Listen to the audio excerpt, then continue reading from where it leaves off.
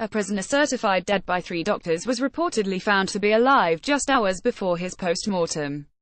Gonzalo Montoya Jimenez, an inmate at a jail in Asturias, northern Spain, was put in a body bag and transferred to a hospital mortuary after he was discovered collapsed in his cell. According to Spanish media, Jimenez's family said he had autopsy markings on him, ready to be opened up.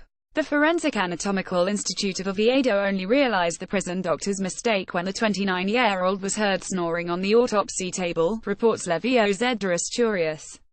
Jimenez is now under observation in intensive care at the Central University Hospital of Asturias HUCA, Oviedo.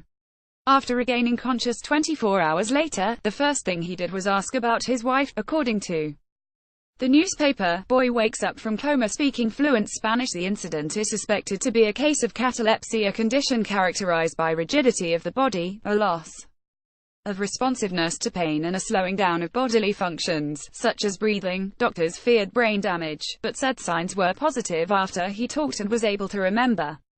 His wife, Jimenez's family, said he has epilepsy and was on medication, but feared he had not been taking it at the right times in prison. The Independent has contacted Spain's General Secretariat of Penitentiary Institutions for comment. More about Spain. Catalepsy. Oviedo consciousness reuse content.